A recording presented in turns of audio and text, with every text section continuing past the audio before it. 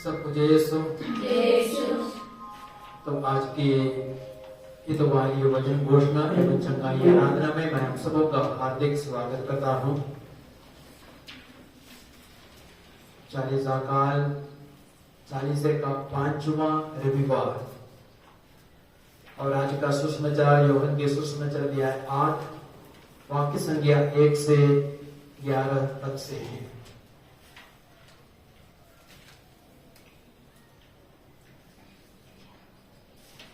ईसा जैतून पहाड़ गए। वे बड़े सवेरे फिर मंदिर आए। सारी जनता उनके पास इकट्ठी हो गई थी और वे बैठकर लोगों को शिक्षा दे रहे थे। उस समय शास्त्री और फरीसी व्यभिचार में पकड़ी गई एक स्त्री को ले आए और उसे बीच में खड़ा कर उन्होंने ईसा से कहा, गुरुवर, यह स्त्री व्यभिचार करते हुए पकड़ी गई है। संहिता में मूसा ने हमें ऐसे स्त्रियों को पत्थरों से मार डालने का आदेश दिया है। आप इसके विषय में क्या कहते हैं? उन्होंने ईसा की परीक्षा लेते हुए यह कहा, जिसे उन्हें उन पर दोष लगाने का कोई आधार मिले। ईसा झुककर उंगली से भूमि पर लिखते रहे। जब वे उनसे उत्तर देने के लिए आग्रह करते रहे तो ईसा ने सिर उठाकर उनसे कहा, तुम में जो निष्पाप हो वह उसे सबसे पहले पत्थर मारे। और वे फिर झुककर भूमि पर लिखने लगे। यह सुनकर बड़ों से लेकर छोटों तक सबके सब एक एक कर खिसक गए। ईसा अकेले रह गए और वह स्त्री सामने खड़ी रही। तब ईसा ने सिर उठाकर उससे कहा, नारी, वे लोग कहाँ हैं? क्या एक ने भी तुम्हें दंड नहीं दिया? उसने उत्तर दिया, महोदय, एक ने भी नहीं। मैं भी तुम्हें दंड नहीं दूंगा। जाओ और अब से फिर पाप नहीं करना। यह प्रभु यीशु क्रिस्त का पवित्र सुसमाचार है।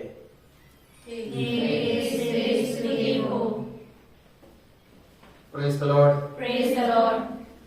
क्रिस्त में प्यारे भाई और बहनों, आज के तीनों पाठों पर हम थोड़ी देर मनन करेंगे और आज के तीनों पाठ हमें महत्वपूर्ण संदेश देते हैं। और हम लोगों ने सुसमाचार सुना व्यभिचारिणी स्त्री के बारे में जो व्यभिचार के अपराध में पकड़ी गई थी। और आज का सुसमाचार हमें दो महत्वपूर्ण बातें सिखाता है। और पहली महत्वपूर्ण बात यह है, हमें दूसरों पर उंगली उठाने के पहले अपने पापों को देखना है, स्वयं को देखना है, अपने जीवन को जांचना है। फरीसी और शास्त्रियों के बारे में हम लोगों ने सुना, वे अपने पापों को अनदेखा करते थे लेकिन दूसरों के पापों को देखते थे। और उसी दृष्टि से व्यभिचार करने वाली स्त्री को उन्होंने पकड़ लिया और उन पर उंगली उठा रहे थे और यीशु से पूछ रहे थे, इस स्त्री के विषय में आपका अभिप्राय क्या है? मूसा के नियम के अनुसार इस स्त्री को पत्थरों से मार डालना है। और यीशु ने क्या कहा? तुम में जो निष्पाप हो वही पहला पत्थर मारे। तुम में जो निष्पाप हो वही पहला पत्थर मारे। अर्थात यीशु उनसे कह रहे थे, तुम सबसे पहले अपने आप को देखो, अपने मन को जांचो, अपने जीवन को जांचो, अपने पापों से अवगत हो जाओ। और तब सबने अपने अपने पत्थर फेंक दिया, सब वहां से खिसक के भागे। और हम देखते हैं लूकास के सुसमाचार अध्याय 6 वाक्य संख्या 42 में वहां पे वचन कहता है, पहले अपनी ही आंख की धरण निकालो। आंख में जो बड़े बड़े टुकड़े हैं लकड़ी के, उन्हें निकालो, तभी तुम अपने भाई की आंख का तिनका निकालने के लिए अच्छी तरह देख सकोगे। यदि हम अंधे हैं तो हम कुछ भी देख नहीं सकेंगे।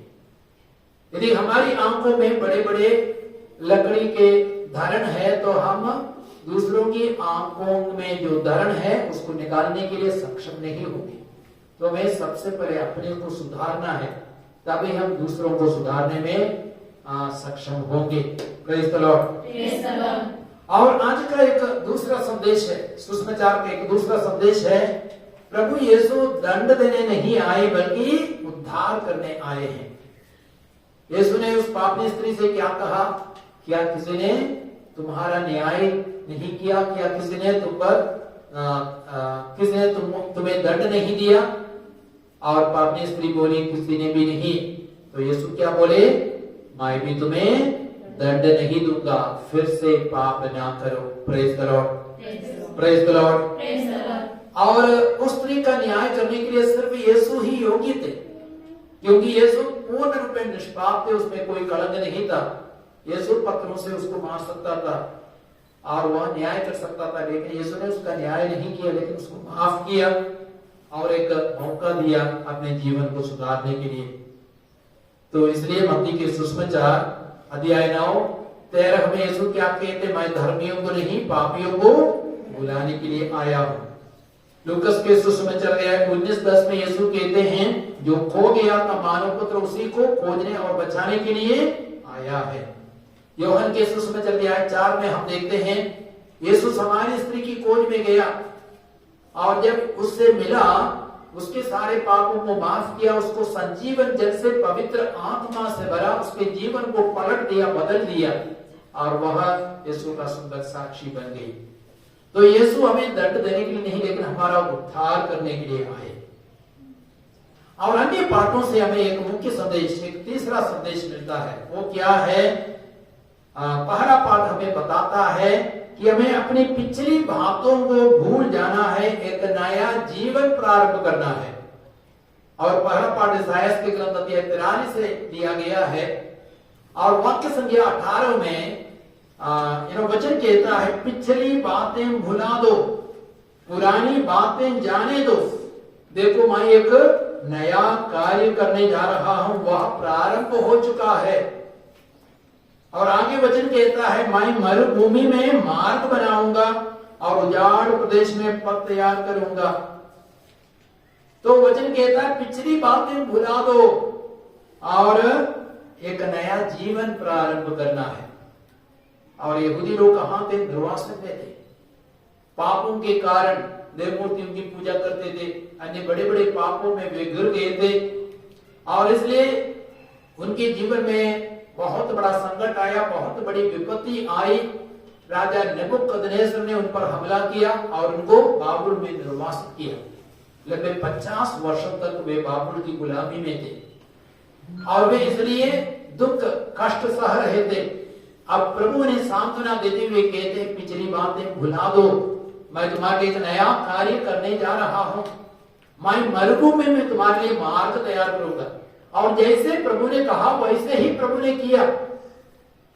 और ईश्वर ने फारस के राजा सीरूस को भेजा और उसने नबूकदनेस्सर को पराजित किया और 538 ईसा पूर्व में सभी यहूदियों को निर्वासन से लौटने के लिए आदेश दिया और वे कानान देश लौटे और उन्होंने पुनः यरूशलेम मंदिर को खड़ा कर दिया।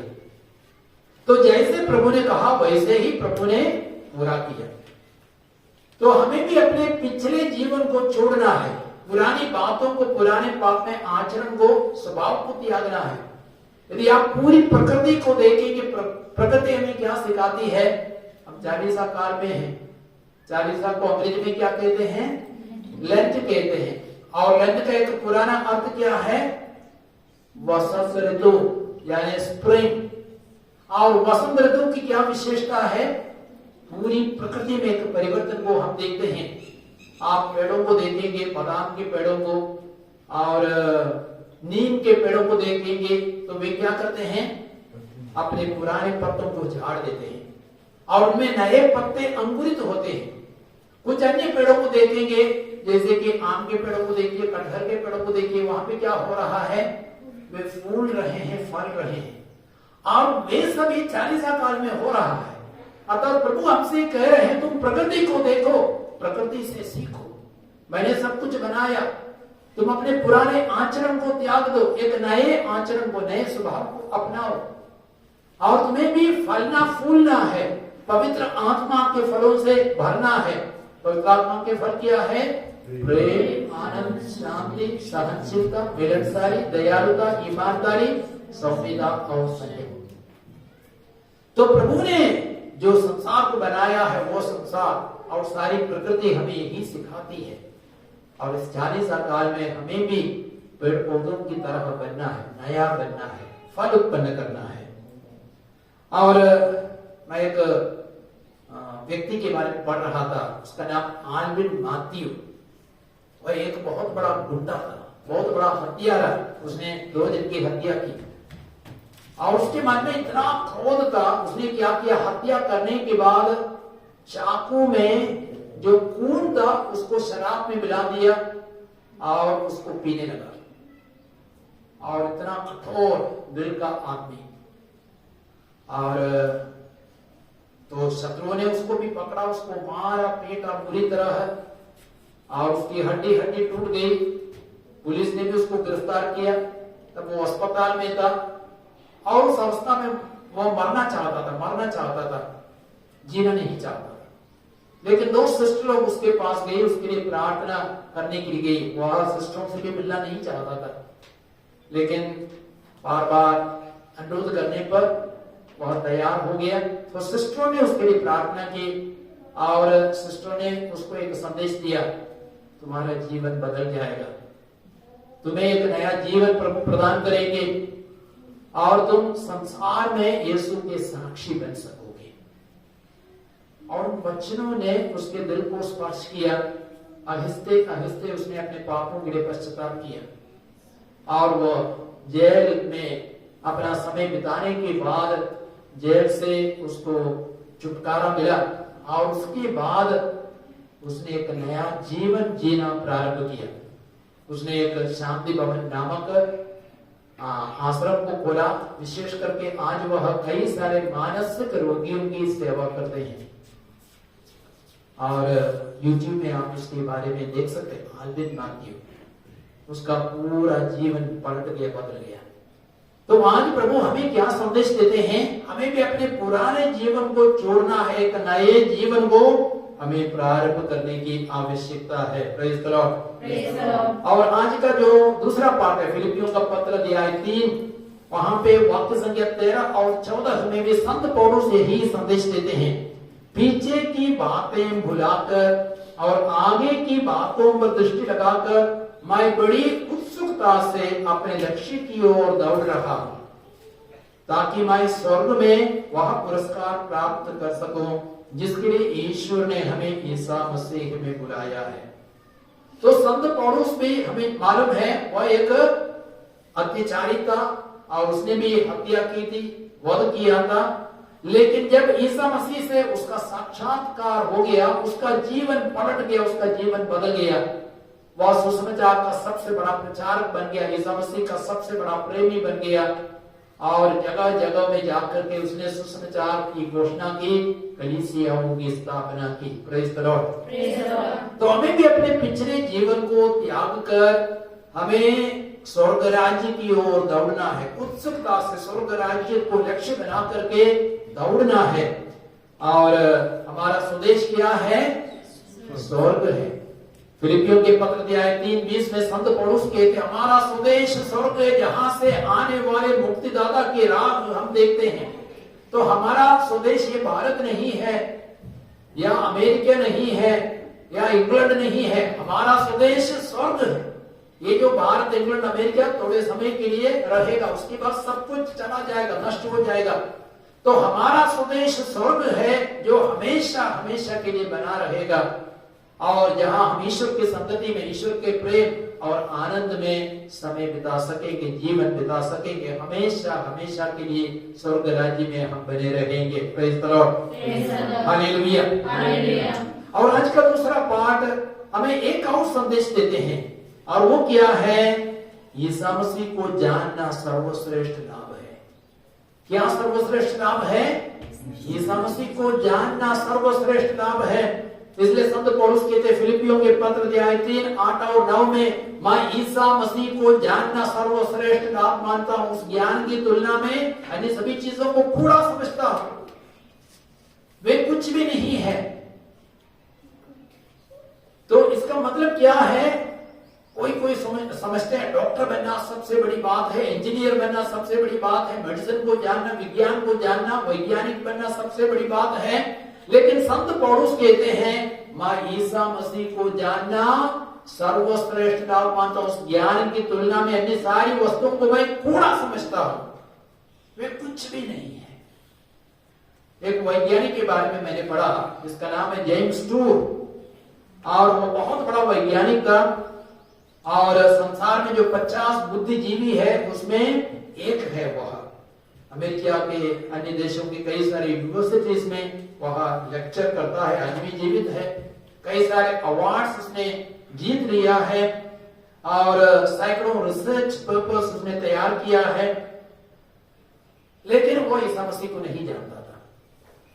लेकिन एक नौजवान से उसको यीशु मसीह को जानने का कृपा मिली, और उसके बाद में उसने क्या कहा? मैं इस बात पर गर्व नहीं करता कि मैं बहुत बड़ा वैज्ञानिक हूं, बुद्धिजीवी हूं, मुझे कई सारे अवार्ड्स मिले हैं, मैं बहुत बड़ा लेक्चर हूं, लेकिन मुझे इस बात का गर्व है कि मैं यीशु मसीह को जानता हूं। यीशु मसीह को जानना मैं सर्वश्रेष्ठ लाभ मानता हूं, और उस ज्ञान की तुलना में अन्य सभी वस्तुओं को मैं थोड़ा समझता हूं, बेकार समझता हूं, वे कुछ भी नहीं है। क्यों यीशु मसीह को जानना सर्वश्रेष्ठ लाभ है? मेडिसिन जानने से आप स्वर्ग राज्य जाएंगे, विज्ञान को जानने से स्वर्ग राज्य जाएंगे, आपका उद्धार होगा? नहीं होगा। यीशु मसीह को जानने से हमारा उद्धार हो सकता है, हमें स्वर्ग राज्य मिल सकता है। इसलिए वचन क्या कहता है? प्रभु यीशु स्वयं कहते हैं, यूहन्ना के सुसमाचार अध्याय 17 वाक्य संख्या 3 में, वहां पे वचन क्या कहता है? हे पिता, वे तुझे एक ही ईश्वर को जाने और तेरे प्रिय पुत्र यीशु मसीह को जाने, यही तो अनंत जीवन है। हे पिता, वे तुझे जाने, तेरे प्रिय पुत्र यीशु मसीह को जाने, यही तो अनंत जीवन है। मेडिसिन जानने से, विज्ञान जानने से, इंजीनियरिंग जानने से आपको अनंत जीवन नहीं मिलेगा। अनंत जीवन मिलना है तो एक ही उपाय है, हमें एक ही सच्चे ईश्वर को, यीशु मसीह को जानना है। उसी के माध्यम से ही हमें अनंत जीवन, अविनाशी जीवन और स्वर्ग राज्य का जीवन, ईश्वर का जीवन मिल सकता है। Praise the Lord. यीशु स्वयं कहते हैं मत्ती के सुसमाचार 16:26 में, मनुष्य को इससे क्या लाभ यदि वो सारा संसार प्राप्त कर ले, अपने जीवन को गंवा दे। आज कई सारे लोग धन संपत्ति के पीछे दौड़ लगाते हैं, आलीशान महल को खड़ा करना चाहते हैं और बड़ी बड़ी गाड़ियों में घूमना चाहते हैं और सोना चांदी को एकत्रित करना चाहते हैं। लेकिन यीशु क्या कहते हैं? मनुष्य को इससे क्या लाभ यदि वो सारा संसार प्राप्त कर लेकिन अपने जीवन को गंवा दे। रशिया को देखिए, एक दूसरे देश पर आक्रमण कर रहे हैं और दूसरे देश को अपने कब्जे में करना चाहते हैं, अपने अधिकार में करना चाहते हैं और अधिक धन संपत्ति और भूमि को कब्जा करना चाहते हैं। लेकिन यीशु कहते मनुष्य को इससे क्या लाभ? चाहे पुतिन हो, अन्य कोई भी अधिकारी हो, वे किसी भी समय में वे मर सकते हैं, लेकिन अंत में उन्होंने स्वर्ग राज्य को नहीं पाया, नरक के योग्य बने, तो क्या फायदा है? तो इसलिए प्रभु पूछते हैं मनुष्य को इससे क्या लाभ यदि वो सारा संसार प्राप्त कर ले लेकिन अपने जीवन को, अपनी आत्मा को गंवा दे। तो हमें अपनी आत्माओं की मुक्ति के लिए सर्वप्रथम काम करना है। तो प्यारे भाई और बहनों, हम प्रभु के वचनों पर मनन करें और अपने जीवन को बदलने का पूरा प्रयास करें। यदि हम पाप में गिर गए हैं तो प्रभु हम पर दया दिखाना चाहते हैं और एक मौका देना चाहते हैं और प्रभु चाहते कि हम पिछली बातों को भुला दे, पुराने जीवन को त्याग दे, एक नए जीवन को अपनाए, नए स्वभाव को अपनाए और यीशु मसीह को जानना सर्वश्रेष्ठ लाभ माने। तो आइए हम एक छोटी सी आराधना में प्रवेश करेंगे।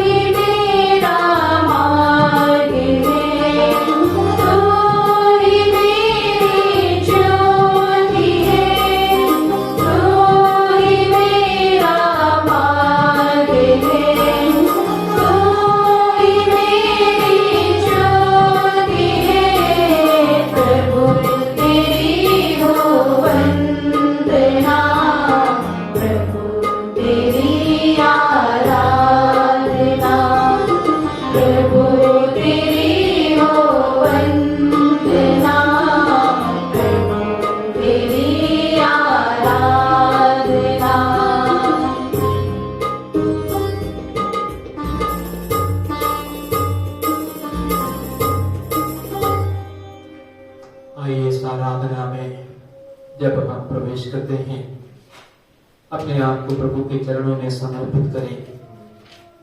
प्रभु पवित्र है, सर्वशक्तिमान है, सर्वज्ञानी है, सर्वव्यापी है और वह हमें जानते हैं पूर्ण रूप में।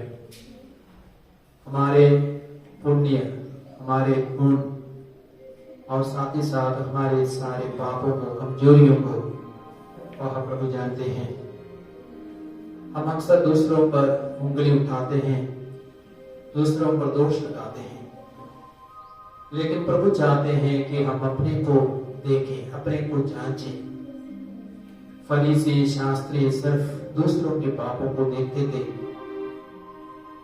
दूसरों पर उंगली उठाते थे।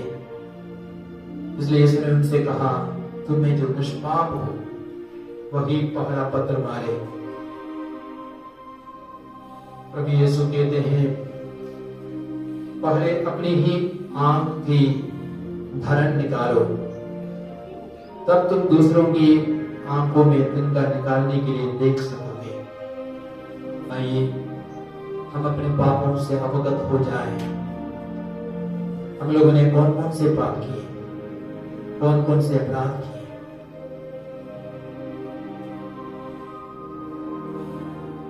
प्रभु तेरी हो वंदना, तेरी आराधना। प्रभु तेरी हो वंदना, प्रभु तेरी आराधना।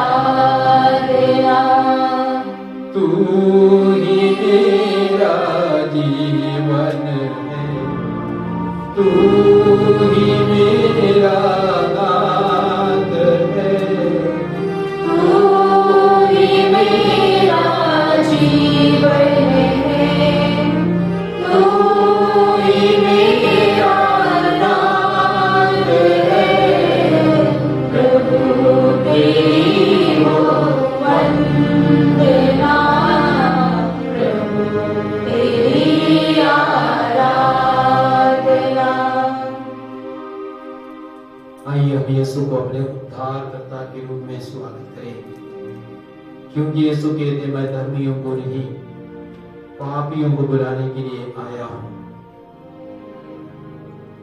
आइए हम अपने सारे पापों को प्रभु को देते हुए हम पुनः गाए, प्रभु तेरी हो वंदना,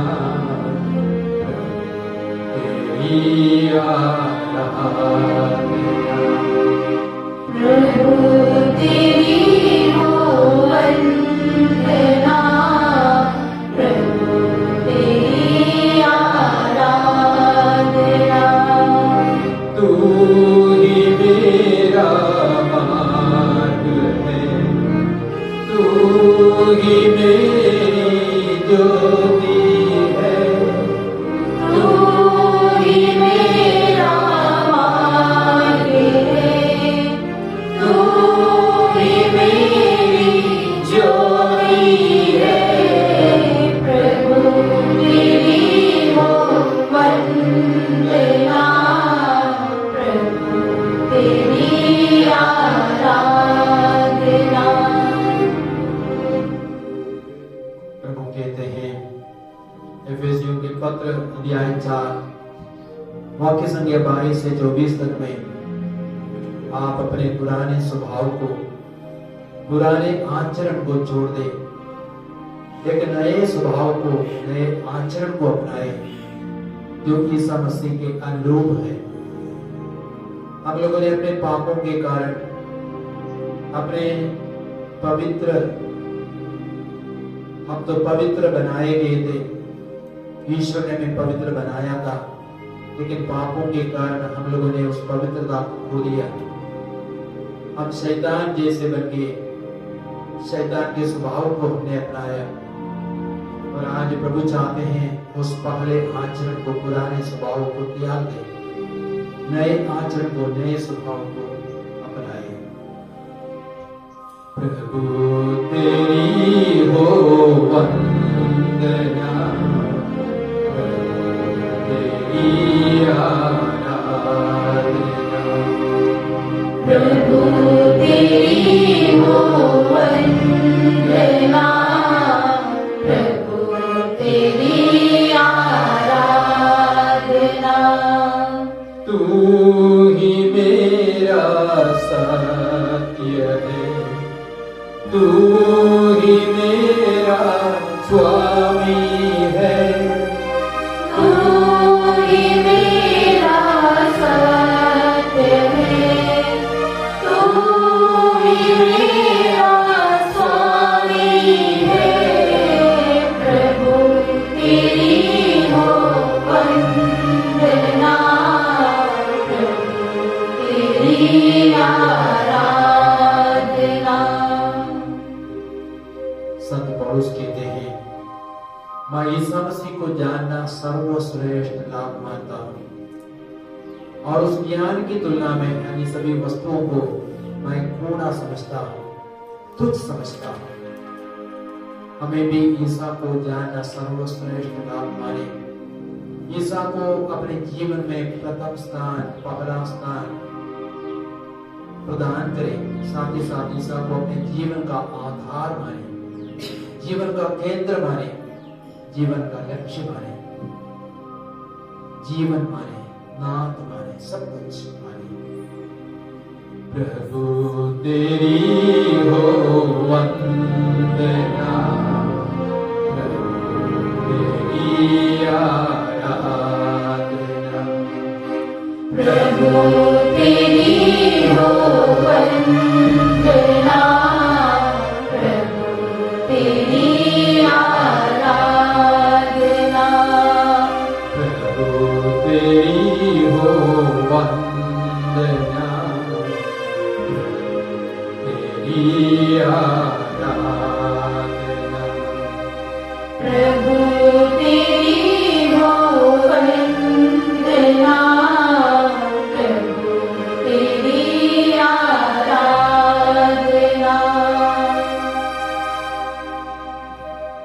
आइए हम अपने सारे रोगों को, सारी बीमारियों को, सारे बंधनों को, सारी समस्याओं को प्रभु के हाथों में अर्पित करें।